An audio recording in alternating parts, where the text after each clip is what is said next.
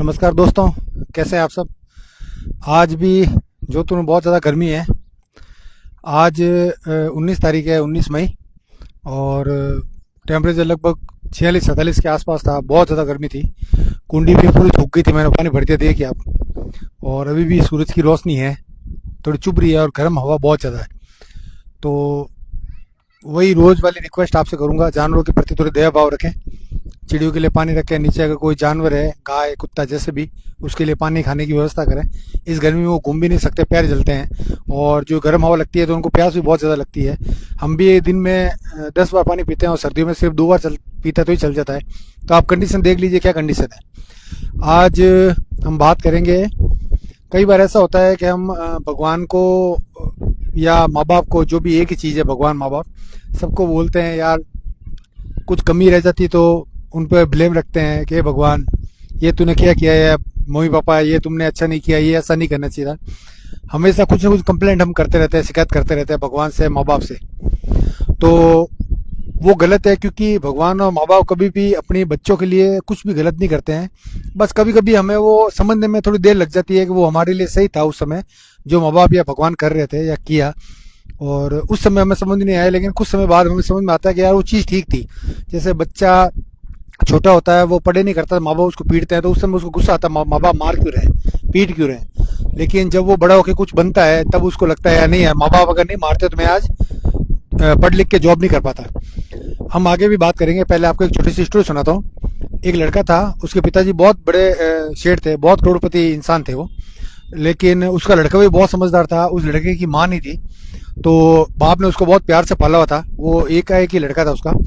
तो वो क्या करता था, पढ़ाई में बहुत होशियार था। तो जिस कॉलेज में पढ़ रहा था वो बहुत होशियारी से पढ़ाई कर रहा था, हर बार अच्छी टॉपर आ रहा था वो। तो ऐसे ही उसने पापा को बोल दिया, पापा मैं एक शोरूम में कार देख के आया, उसकी कीमत 1 करोड़ रुपए है, बिल्कुल नई लेटेस्ट मॉडल है वो, तो मुझे वो कार चाहिए। तो बाप ने बोला कि ठीक है मैं दिला दूंगा। कि पापा ऐसे नहीं, मैं कॉलेज के अंदर टॉप किया मैंने, तो मुझे आप कार दिला देना, टॉप नहीं किया तो मुझे मत दिलाना। पिता ने बोला ठीक है बेटा, कोई दिक्कत नहीं है, मैं तुझे दिला दूंगा, तू टॉप तो कर। और उस लड़के ने जी जान से मेहनत की, और कुछ समय बाद में उसका रिजल्ट आया तो उसने पूरे कॉलेज में टॉप किया। उसने कॉलेज से ही फ़ोन किया पिताजी को कि पापा मैंने स्कूल में कॉलेज में टॉप कर लिया है, तो मैं मेरे दोस्तों के साथ पार्टी करके घर आ रहा हूँ, तो आपसे जो कार का वादा किया था वो कार लाके मेरे को पार्किंग में खड़ी कर देना। मैं आऊँगा जब मुझे खुशी मिलेगी वो पार्किंग में दिखेगी तो। पिताजी ने बोला ठीक है बेटा, तू आजा, कार तेरे को पार्किंग मिल जाएगी। बेटा घर पे आया, पार्टी करके रात को 12 बज चुके थे। घर पे आके उसने देखा पार्किंग बिल्कुल खाली थी, कार नहीं थी। तो वो थोड़ा सा नर्वस हुआ। फिर उसने सोचा पापा को कुछ बोलूँ, नहीं है पापा को नहीं बोलना है। फिर वो अपने रूम के अंदर चला गया और सोचने लगा कि यार पापा से एक ही चीज़ मांगी थी, इतनी मेहनत करके बाद में भी पापा ने वो चीज़ नहीं दिलाई। तो जैसे ही को कुछ सोचता बाहर आया, तो पापा ने उसको एक रामायण दी, पैकिंग के अंदर जो पैकिंग में थी रामायण उसको दी। तो वो रामायण लेके चुपचाप, पापा से कुछ नहीं बोला, वो अंदर रूम में जाके बैठ गया। उस रामायण को देखता रहा, कह रहे यार मैंने तो इतनी कार मांगी थी, इसके लिए मैंने इतनी मेहनत की थी और पापा ने मुझे रामायण दी थी, ये क्यों। उसको क्या बहुत गुस्सा है अपने आप पे, और उसने डिसीजन लिया कि अभी ये कार मैं खुद ही खरीदूंगा मेहनत से, और घर छोड़ के चला जाऊंगा, अपना मोबाइल नंबर यहीं छोड़ के चला जाऊंगा, मोबाइल कभी पापा से संपर्क नहीं करूंगा, लेकिन जिस दिन आऊंगा ये कार लेकर आऊंगा। वो घर छोड़ के रात को निकल गया। उसने बहुत मेहनत की, 3-4 साल बाद में वो अच्छी जगह पहुंच गया, काबिल इंसान बन गया, खूब सारा पैसा इकट्ठे कर लिया और उसने एक कार खरीदी, वही कार जो 1 करोड़ में खरीदनी थी।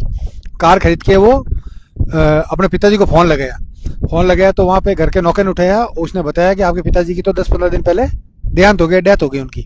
वो बहुत रोया। फिर वो फटाफट जैसे ही फर्स्ट गाड़ी मिली उसको, वो घर पहुंचा। घर पहुंच के देखा उसने तस्वीर लगी हुई थी पिताजी की। उसने पिताजी को प्रणाम किया और रोया पिताजी की तस्वीर के सामने कि पिताजी मैं घर छोड़ के नहीं जाता तो क्या होता। जब उसके बाद नौकर आया, उसने बताया कि आपको सेठ जी बहुत याद करते थे, आखिरी समय तक याद करते थे कि मेरा बेटा है, बिना किसी वजह के मुझे छोड़ के चले गए, ऐसा मैंने क्या गुनाह किया। पिताजी कुछ समझ नहीं पाया, उसी सदमे में पिताजी चले गए। फिर वो ऐसे करते करते रूम के अंदर गया। रूम के अंदर वो रामायण पड़ी थी, उस रामायण के ऊपर जो पैकिंग थी उसको हटाया और उसके अंदर से एक लेटर निकला। लेटर के अंदर लिखा हुआ था कि बेटा मैंने वो कार परचेस कर ली है। हुआ यूं कि मैं चाहता हूँ ये कि सुबह हम दोनों बाप बेटे साथ चले और मेरे सामने वो कार तू वहां से लेके और घर तक चलाते हुए, ये मेरा ये सपना है, मैंने तेरा एक सपना पूरा किया, तू मेरा एक सपना पूरा कर दे, मैं तेरे पास वाली सीट पे बैठू, तू मुझे शोरूम से घर तक लेके आए। और वो फिर फूट फूट के रोने लग गया, अरे यार पापा ने तो कार शोरूम में ले रखी थी, पैसे से खरीद रखी थी, और मैंने मेरे पापा की बात का सही तरीके से समझ नहीं पाया, और इसकी वजह से मेरे पिताजी मुझसे दूर हट गए, जिंदगी भर के लिए वो मुझसे जुदा हो गए। तो स्टोरी ऑफ मॉरल ये है, कई बार भगवान और माँ बाप जो भी हमारे लिए करते हैं, हमें हमारे लिए सही करते हैं, वो बस ये होता है कि हम उसकी चीज़ को समझ नहीं पाते हैं। तो यार देखो, जो भी आपको जिस उम्र में जो चीज़ें आपके साथ घटित होती है, अच्छी बुरी जो भी अनुभव आपको होते हैं ना कहीं उसमें कुछ अच्छाई जरूर छुपी होती है। थोड़ा सा सब्र रखें, समय को निकलने दें, वो चीज़ें आपके सामने जरूर आएगी जो आपको अच्छाई बताएगी। भगवान और माँ बाप कभी किसी के साथ बुरा नहीं करते हैं। तो कभी भी जिंदगी में ऐसे कभी हालात आ जाए तो हमेशा आपको लगे यार मेरे साथ ये गलत हो रहा है, या जिंदगी मेरे साथ गलत हो रहा है, या माँ बाप ने मेरे साथ गलत किया, तो खुद को कुछ समय दें और खुद को धैर्य दें, और ये सोचें कि हो सकता है मेरे इसके अंदर कुछ अच्छा ही छुपा हो, ये मेरे साथ जो भी गलत लग रहा है मुझे आज की तारीख में वो मेरे लिए अच्छा हो। तो थोड़ा सा अपने दिमाग को संयमित रखें और संयम रखें, जिससे जो भी जिंदगी में आपके साथ कुछ होता है तो उससे लड़ने की आपको ताकत भी मिलेगी। और जो डिसीजन आपको आज गलत लग रहा है, आने वाले कल में अगर सही भी वो डिसीजन होते हैं तो आपको खुद के ऊपर प्राउड होगा कि मैंने उस समय धैर्य और संयम रखा, तो ये डिसीजन जो मेरे को उस समय गलत लग रहे थे वो मेरे लिए आज सही साबित हो रहे हैं। ठीक है जी, धन्यवाद, जय श्री राम।